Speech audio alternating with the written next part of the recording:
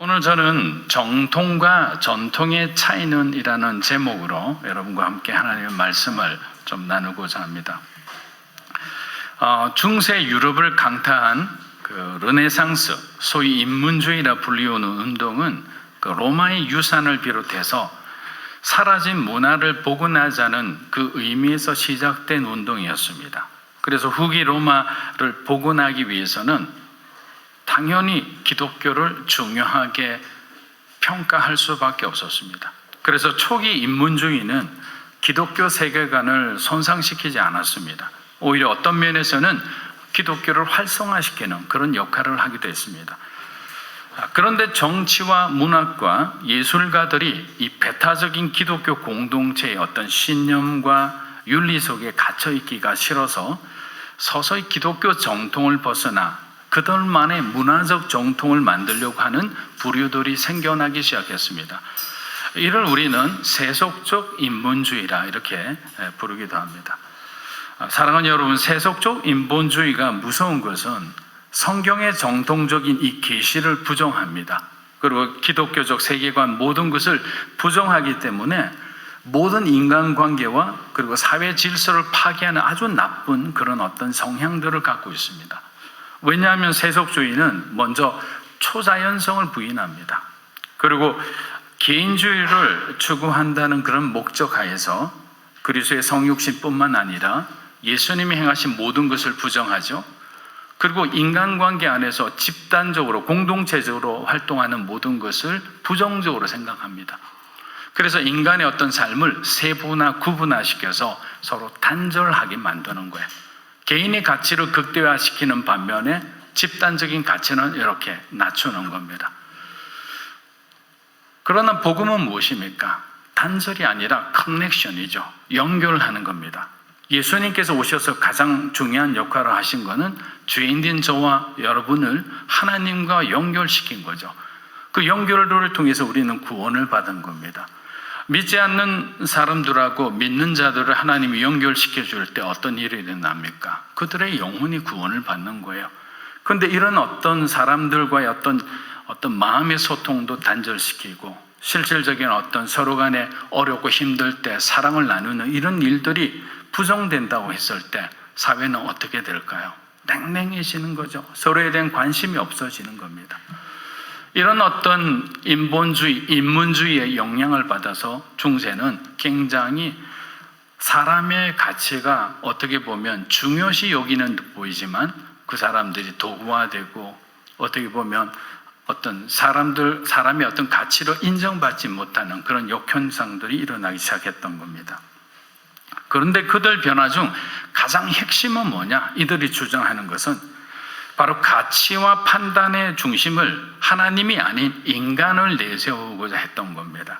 그래서 그들은 BC 5세기 유명한 그리스 철학자였던 이 프라타고라스를 소환하여 인간은 만물의 척도라는 이 인본주의 사상을 강하게 주장하기 시작했던 겁니다. 그래서 그들은 예루살렘, 즉 성경에서 독립해서 아테네로 상징되는 이 자유주의 인문사상으로 돌아가야 한다고 주장했던 겁니다. 자, 성경의 정통을 부정하고 자신들의 어떤 전통을 지키려는 생각은 다른 말로 하면 창조주 하나님이 없는 세상 속에서 자기들 마음대로 살아가겠다는 신앙적 배교와도 같습니다. 전통만 중요시 여기는 교회를 가보면 안타깝게도 그리스도의 사랑과 은혜는 온데간데 없고 목사와 장로들이 만든 복잡한 교회법만 잔뜩 있습니다. 그러니 누가 교회를 오겠습니까? 영국의 신약자인 이 톰 라이트라는 목사님은 마가복음 7장, 오늘 우리 읽었던 본문인데 여러분 읽고도 무슨 말인지 잘 모르실 거예요. 자, 이 본문이 유독 어렵게 느껴지는 것은 유대인의 세계관을 우리가 잘 모르기 때문이라고 합니다. 세계관이라 표현했지만 사실은 그들의 전통을 말하는 겁니다. 우리 마가가 유대인의 정결 의식에 대해서 다른 복음서와는 달리 아주 자세히 기록하고 있는 이유도 마가복음의 수신자가 바로 이방인들이었기 때문입니다. 정결 논쟁은 표면에 드러난 부분과 감춰진 이면의 문제를 우리는 이 구분해서 다루어야 합니다. 예수님께서는 정결에 대한 질문을 바리새인들로부터 받으신 후 사람들이 하나님의 말씀보다 사람의 전통, 사람의 말을 더 따르고 중요하게 여기는 데 대해서 주님은 한탄하셨던 겁니다. 사실 현대 교회 내에서도 오래전부터 성경을 중심으로 하는 복음주의와 과학과 신학을 맹신하는 자유주의 간의 정통과 이 전통의 싸움이 아주 치열하게 계속 이어져 왔습니다. 여러분들께서는 기독교 신학이라 하면 모두 예수님을 믿는다고 생각할 겁니다. 여러분 그렇죠? 기독교 신학을 하는데 예수님을 안 믿는다면 말도 안 되잖아요. 그럼 왜 신학을 하느냐고 물으실 겁니다. 사실은 그렇지 않습니다. 안타깝게도 대부분의 자유주의 신학자들은 예수님의 성육신과 부활을 인정하지 않습니다. 그들은 인간의 이성을 하나님의 계시 위에 올려놓고 판단하는 사람들입니다. 이런 상황에서 우리가 더 이상 말을 할 수가 없죠. 하나님의 계시보다 사람들의 생각, 그들의 해석이 더 중요하다는 거죠. 그래서 독일 교회 대부분은 그리스도인이 아니라 종교인으로서 그냥 주일마다 교회를 다니는 사람에 불과한 겁니다. 그런데 문제는 이 자유주의 신학자들 중 천재적인 사람이 너무나 많다는 겁니다. 여러분, 저 그리스도인은 정말 매력적인 거예요. 만약에 예수님께서 지금 정말 가장 잘생긴 어떤 배우처럼 그런 모습으로 나타났다면 많은 사람들이 첫 대면에서 예수님을 그렇게 무시하지 않으셨을 거예요. 이사야 53장을 보면 예수님은 흠모할 모양이 하나도 없다고 했습니다. 정말 지극히 평범하다 못해 어떻게 보면 못생긴 분이죠. 근데 그 못생긴 분을 대하는 순간에 그분에게서 하나님의 권위가 느껴지는 거예요. 그 권위가 느껴지는 순간에 빌라도 같은 그 총독조차도 숨을 쉬지 못할 정도로 자기가 죄인임을 스스로 고백할 정도로 하나님의 권위는 위대했던 겁니다. 외모로 보는 사람들에게는 하나님이 보이지 않는 거죠. 그러니까 제사장들, 서기관들, 나라의 왕이라는 사람들은 절대로 하나님을, 예수님을 메시아로 볼 수가 없었던 겁니다. 그들의 세계관으로는. 그래서 이 자유주의 천재적인 사람들이 글을 쓰고 그것이 몇백만 부, 몇천만 부 팔리면서 사람들은, 특히 지성적, 이성적 복음을 추구하는 사람들은 이 복음에 그냥 휩싸여서 예수님에 대해서 애매한 태도를 가지고 살아가는 겁니다. 여러분, 두 가지 마음을 가지게 되면 아무런 능력이 없습니다. 야고보에서 그러잖아요. 두 마음을 품은 자는 하나님 앞에 구하지 말라는 거죠. 왜? 구해도 들어주지 않기 때문에. 그렇기 때문에 가장 중요한 건 뭐냐? 저와 여러분의 마음이 여러분이 정한 하나님을 향한 한 가지 목표를 가지고 일편단심 가는 거예요. 그런데 세상은 가만히 두지 않죠. 유혹을 합니다. 여러분의 가장 약한 것을 건드리기 시작하는 거예요. 감정이 약한 사람이 있습니다. 자존심이 약한 사람이 있습니다.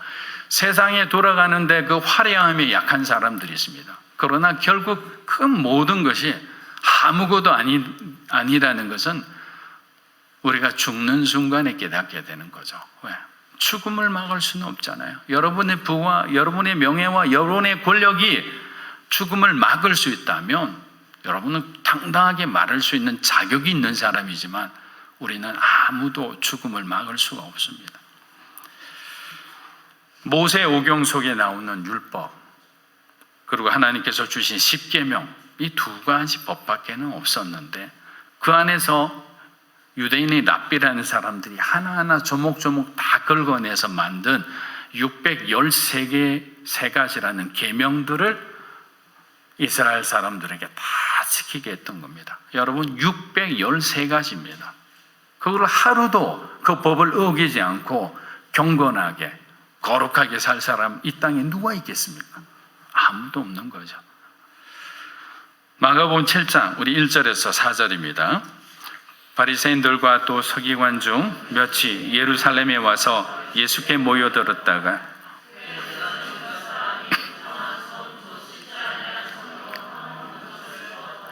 바리새인들과 모든 유대인들은 장로들의 전통을 지켜 손을 잘 씻지 않고서는 음식을 먹지 아니하며 또 시장에서 돌아와서도 물을 뿌리지 않고서는 먹지 아니하며 그 외에도 여러 가지를 지켜 오는 것이 있으니 잔과 주발과 녹그릇을 씻습니다.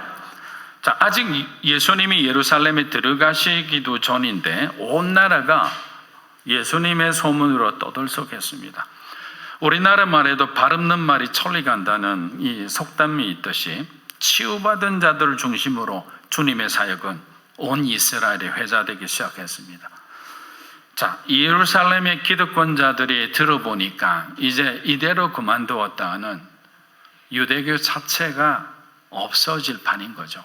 그래서 두려움을 느끼고 불안하고 초조하게 된 거죠. 결국 산헤드린 공회에서 가장 뛰어난 바리새인과 서기관들을 예수님이 사역 가운데 보냅니다. 여러분, 그 예루살렘과 지금 예수님이 사역하시는 이 갈릴리는 거리가 성인들이 열심히 걸어서 3일 되는 거리입니다. 이 3일 되는 거리에 이 두 사람들을 보낼 정도면 얼마나 그들의 마음 가운데 불안과 두려움이 가득했는지를 알 수가 있는 겁니다. 그런데 우리가 분명히 알아야 되는 것은 우리의 두려움의 대부분은 우리의 욕심으로부터 나옵니다. 빼앗기기가 싫은 겁니다. 내려놓기가 싫은 거예요. 그런데 그 욕심을 버리게 되면 저와 여러분의 마음은 평안을 얻을 수가 있는 겁니다. 이미 그들은 마가복음 2장에서 벌써 한번 고사한 적이 있죠. 안식일에 미리 이삭을 잘라먹은 제자들을 안식일 법을 어겼다고 고사한 적이 있었습니다. 그런데 그때 예수님께서 뭐라고 말씀하셨습니까? 예수님께서는 구약에 있는 한 구절을 드러내서 그들의 입을 그냥 틀어막아 버립니다. 다윗과 함께한 자들이 제사장들만 먹을 수 있도록 너희들이 규례를 만든 그 진설병을 먹은 일을 비유를 드니까 할 말이 없어진 거죠. 그들이 그렇게 존경하고 따르던 다윗 왕이 자신들의 규례를 어겼다. 어떻게 보면 하나의 판례잖아요. 예수님은 논쟁할 필요도 없이 그들의 가장 약한 부분을 가장 합리적으로 그렇게 말씀을 통해 그들의 공격을 그냥 막아내셨던 겁니다. 마태복음 23장 우리 3절에서 4절 읽어보겠습니다. 그러므로 무엇이든지 그들이 말하는 바는 행하고 지키고 그들은 말만 하고 행하지 아니하며 또 무거운 짐을 묻고 사람이 어깨에 지우되 자기는 이것을 한 손가락으로도 움직이려 하지 아니하며. 자, 오늘 본문을 보면 예수님의 제자들 중 일부가 사역하고 들어와서 손을 씻지 않고 빵을 먹다가 바리새인들에게 지적을 당합니다. 자, 그런데 여기서 우리가 중요한 것은 이 법은 이 정결법에 어디서 왔느냐면 제사장들이 레위인 제사장들이 제물을 하나님께 드리기 전에 제단 앞에 무엇이 있냐면요, 이만한 물두멍이 있습니다. 이 물두멍에서 손을 씻고 또 발을 씻는 그런 의식에서 나온 것이 지금 정결법의 시작인데, 그러니까 엄밀하게 말하면 제사 지내는 제사장에게 국한된 법이었어요. 그런데 이 법을 가지고, 이 구전법을 가지고 모든 유대인들에게 확장한 사람이 바로 이 제사장들과 이 서기관들이었던 겁니다. 왜 그랬을까요? 공적인 기도나 식사하기 전에 이걸 반드시 지켜라. 법으로 정하지 않고 그냥 위생적으로 사람들이 자율적으로 할 수 있는 것까지 규례화시킨 가장 큰 이유는 백성들을 통제하는 수단으로 삼고자 했던 겁니다. 가장 쉬운 것은 규례와 법규를 만들어서 거기서 어긋나는 사람들은 자신들이 치료할 수 있는 그 권한을 가지는 거예요. 그런데 정작 자신들은 어떻습니까? 사람들이 보는 앞에 막 금식하는 척합니다. 기도하는 척합니다. 경건한 척합니다. 그러나 사람들은 속일 수 있을지 몰라도 주님은 속일 수 없었던 겁니다. 우리 마가복음 7장 5절에서 7절입니다. 이에 바리새인들과 서기관들이 예수께 묻되 어찌하여 당신의 제자들은 장로들의 전통을 준행하지 않고 부정한 손으로 떡을 먹나이까? 이르시되 이사야가 너를 잘 예언하였도다. 기록하였으되 이 백성이 예수 나를 공경하되 마음은 내게서 멀도다. 사람의 계명으로 교훈을 삼아 가르치니 나를 헛되이 경배하는도다 하였느니라. 자, 지금 바리새인들은 계속 뭔가를 지적하고자 합니다. 만약에 자기가 다스리는 어떤 지도자 입장에서 예수님의 제자들의 어떤 잘못을 뭔가 이렇게 고쳐주고 싶었다면 이렇게 공개 석상에서 지적하듯 나무라도 타지는 않았을 겁니다. 사람들이 많이 모여 있는 곳에서 이런 말을 한다는 것은 그들의 목표가 있는 거죠. 그들의 화살이 모이는 곳이 있습니다. 그분이 누구죠? 예수님이죠. 예수님을 어떻게든 끌어내리려고 하는 거죠. 그분에게 뭔가 위신에 추락되는 일들을 계속 만들어서 예수님의 사역에 동조하는 많은 사람들, 사람들의 마음을 예수님과 분리시키려고 하는 거죠. 왜냐하면 유대인들이 가장 민감하게 생각했던 것 중에 하나가 이 바로 정결법이었어요. 기본적인 예의. 저와 여러분들도 굉장히 큰 일은 아닌데 기분 나쁜 일들이 있어요. 그게 뭐냐면 기본적인 예의가 없는 사람들이에요. 여러분에게 큰 어려움을 준 것도 아니에요. 그런데 예의가 없는 사람들은 싫어하는 거예요. 그런 어떤 기본적인 예의에 해당하는 것이 정결법입니다. 만약에 들어올 때 씻지 않고 온다면 자기 집안을 무시한다고 받아들였기 때문입니다. 그런데 그런 관점에서 보면 이 제자들의 어떤 행동은 굉장히 그들한테는 무례하게 보일 수도 있는 거죠. 갈릴리 출신이잖아요. 어부 출신이잖아요. 배움이 없잖아요. 이 사람들은 그냥 자유롭게 살던 사람들인데 그러다가 사역에 피곤해 지쳐오면 본능적으로 교육받고 학습받은 그런 몸과 마음이 아니기 때문에 본능이 없을 때가 있는 거예요. 그런데 그것을 말해주면 되는데 그렇지 않고 그 사람을 하여금 예수님의 제자들은 이렇게 무례한 사람이다 라고 낙인 찍는 거예요. 저와 여러분들도 삶 속에 어떤 사람들 중에 어떤 배움이나 그런 문화와 매너에 약한 사람들이 있습니다. 저도 처음에 초청을 받아서 대학교 때 갑자기 이제 어떤 호텔 식사하는 데 갔어요. 가서 딱 앉는 순간에 그냥 멘탈이 붕괴되는 거죠. 숟가락이, 젓가락이, 포크가 왜 이렇게 많은지 몰라요. 저는 딱 2개만 있으면 되는데 그렇잖아요. 숟가락 하나, 포크 있으면 모든 걸 다 먹을 수 있는데 순서대로 뭐 그냥 크기가 다른 거 있죠. 그러고 난데 왼쪽 빵이 내 건지 오른쪽 빵이 내 건지 여러분 아세요? 그래서 제가 하도 그래서 외우세요. 좌빵 우물, 좌빵 우물. 빵은 좌측에 있는 게 내 거고 우측에 있는 물이 내 거다. 근데 그 좌빵 우물을 못 외우고 있으면 여러분 가보세요. 자신도 모르게 남의 빵 먹고 있고 남의 물 먹고 있는 거예요. 모르는 게 잘못이 아니에요. 가르쳐주고 나누면 되는 거잖아요. 무늬만 그리스도인인 사람들이 저는 사회적으로 높은 자리에 오르면 의미가 없다고 생각합니다. 그런데 세상 속에서 성공한 그리스도인들이 있어요. 그러면 이 사람들은 죽을 각오로 하나님을 찾아야 한다고 생각합니다. 왜냐하면 여러분들이 정말 이 새벽 제단에 나와서 눈물로 기도하고 그렇게 함에도 불구하고 세상이 여러분에게 다가오는 그 유혹은 감당하기 힘들 정도로 굉장히 크고 어려운 것들입니다. 그렇기 때문에 일주일에 한 번 와서 2시간 동안 예배드리고 이 예배당 자리를 따뜻하게 데펴놓고 그냥 떠난다. 그리고 그 힘으로 그 말씀으로 이겨낸다. 천만의 만만의 말씀입니다. 정말 성공한 사람은요 새벽을 깨우는 자예요. 여러분의 그 제일 소중한 첫 시간을 하나님하고 소통하는 시간이에요.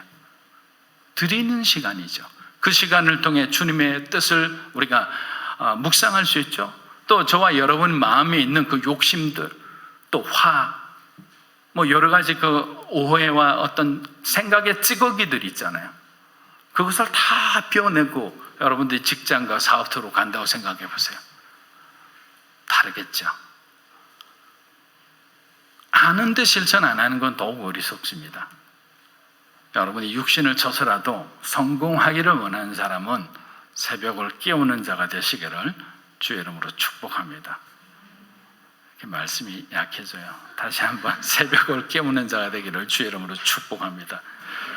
교회 굳이 나오지 않더라도 여러분이 그 온라인으로 보면 되잖아요. 또 우리 시간에 못 맞추면 여러분의 시간에 아침에 일어나서 아침에 큐티를 하시면 되는 거예요. 교회 예배 나오면 좋지만 그렇지 않아도 여러분이 하나님 앞에 여러분의 시간을 드릴 수 있는 방법은 많이 있는 겁니다. 요한일서 5장 15절을 한번 읽어보겠습니다. 우리가 무엇이든지 구하는 바를 들으시는 줄을 안죠. 우리가 그에게 구한 그것을 얻은 줄을 아느니라. 자, 우리들이 기도한 바로 그것을 하나님은 마음에 품으시고 응답해 주신다는 거예요. 최근 출애굽기로 새벽 기도를 드리면서 많은 은혜를 받고 있습니다. 자, 하나님께서 400년 이상 이 애굽이라는 이집트라는 이 세상 문화 한가운데서 물들어 있는 이 자기 백성을 탈출시키고자 했던 것은 이스라엘의 어떤 독립만, 정치적 독립만을 위한 것이 아니었습니다. 저는 세 가지 이유가 있다고 생각합니다. 첫 번째 이유는 이스라엘을 우상숭배로부터 탈출시키고자 했던 겁니다. 즉 그들의 영적인 해방이죠. 두 번째는 노예 신분에서 자유인으로 육체적인 해방을 시키고자 했던 거죠. 그리고 마지막 세 번째가 중요합니다. 애굽의 문화와 이 전통에 익숙해진 그들의 생각과 정신을 해방시키고자 했던 겁니다. 심한 노역 때문에, 독도 압박해오는 그런 어떤 삶의 어려움 때문에 버티지 못하고 애굽과 타협하면서 야훼 신앙을 버리고 애굽의 문화 속으로 깊이 들어가는 사람들이 증가하자 하나님께서는 계획하신 그 엑소더스를 정확한 하나님의 시간에 모세를 들어 감행하신 겁니다.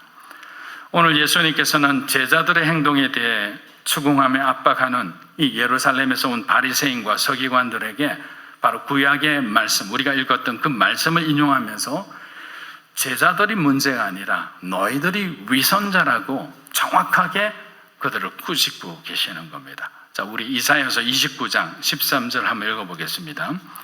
주께서 이르시되 이 백성이 입으로는 나를 가까이하며 입술로는 그들의 마음은 내게서 멀리 떠났나니 그들이 나를 경외하면 사람의 계명으로 가르침을 받았을 뿐이라.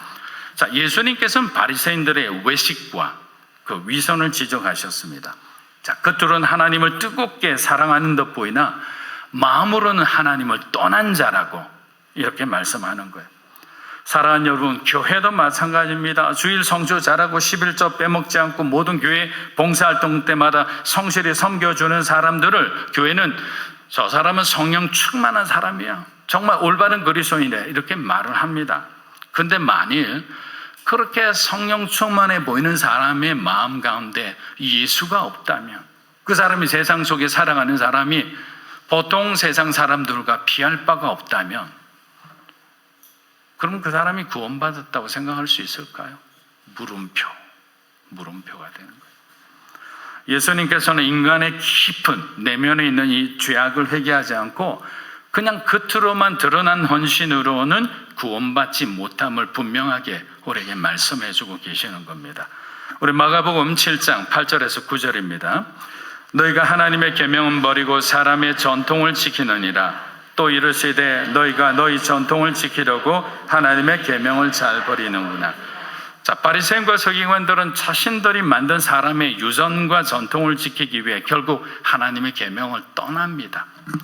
우리가 복음의 정통인 예수 그리스도를 바라보지 않고 세상 사람들을 바라보고 세상에 어떤 가치 함몰되는 순간 우리는 교회는 다니나 예수님과는 관계없는 사람이 됩니다.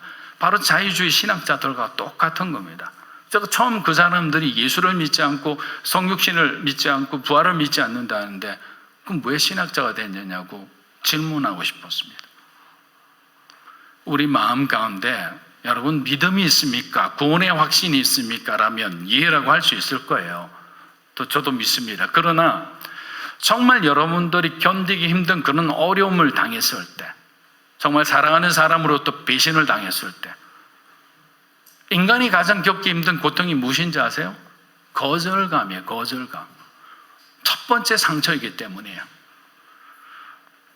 아담과 하와가 범죄하고 난 뒤에 하나님께서 에덴 동산에 있던 그 둘을 쫓아내셨어요. 하나님부터 거절당한 거죠. 그 마음은 쓴뿌리라고, 이 내적 치유라는 사람들의 어떤 그 교재를 보면 이 쓴뿌리 중에 거절의 상처가 가장 밑에 기본에 담겨 있어요.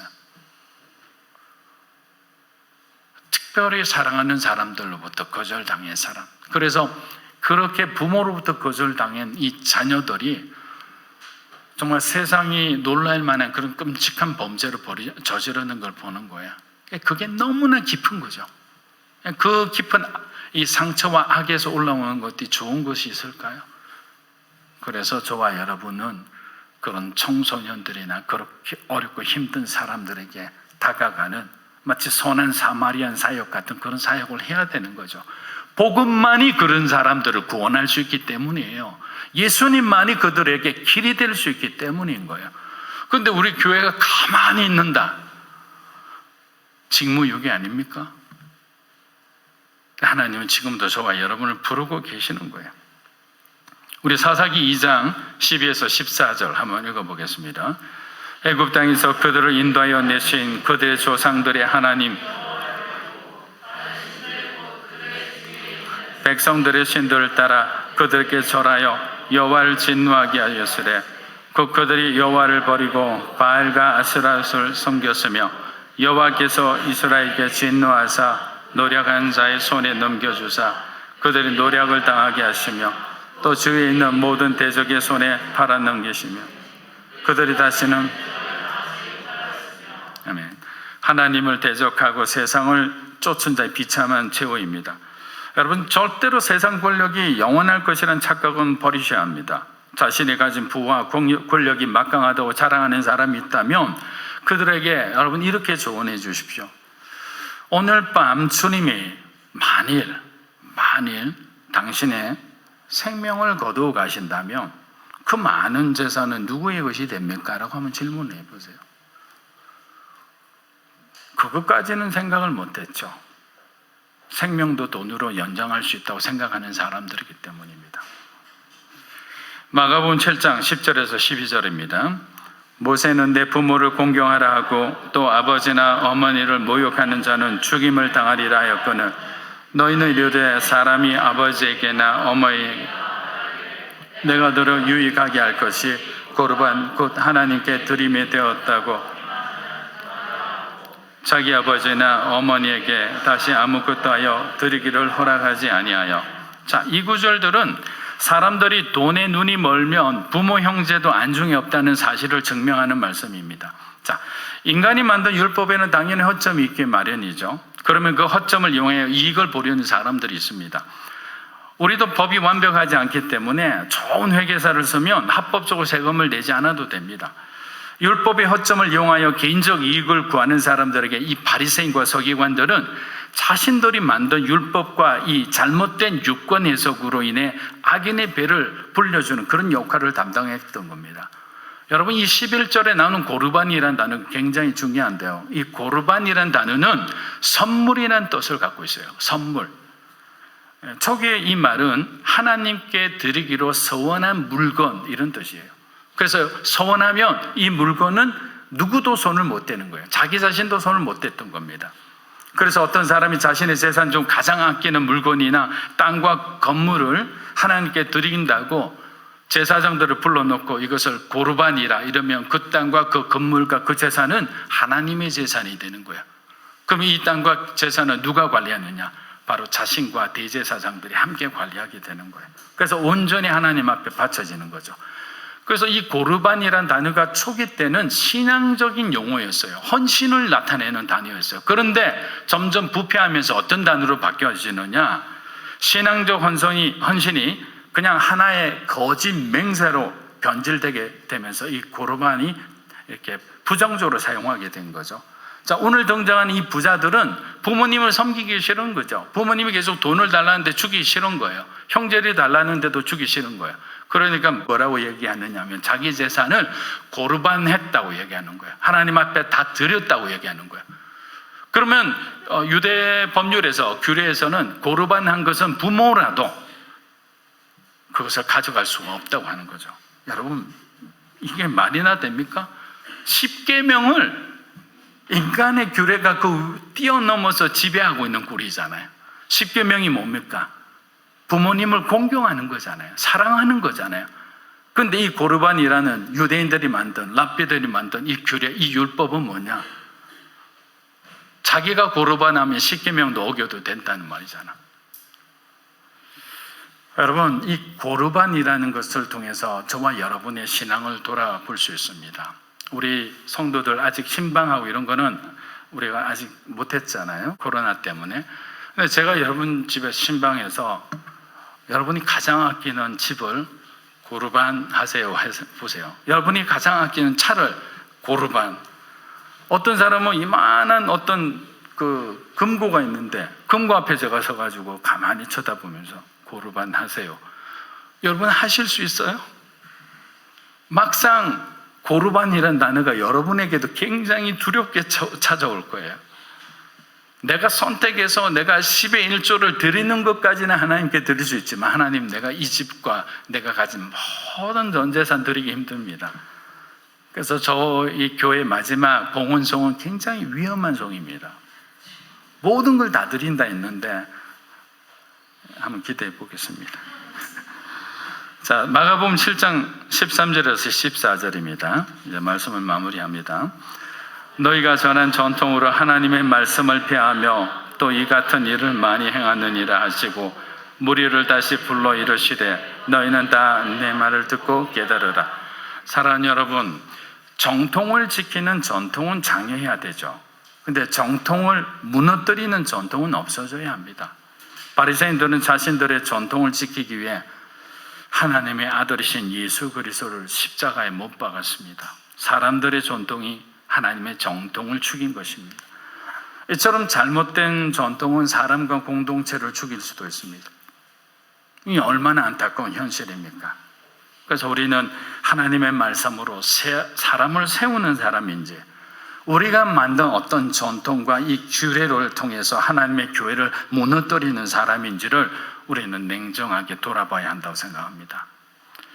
우리를 구원하신 그리스도의 사랑과 은혜보다 중요한 것이 없음을 우리가 다시 한번 깨닫고 우리를 돌보시고 이끌어 주시는 주님을 따라 생명의 복음을 땅끝까지 전하는 저와 여러분이 되시기를 주의 이름으로 축원합니다. 아멘.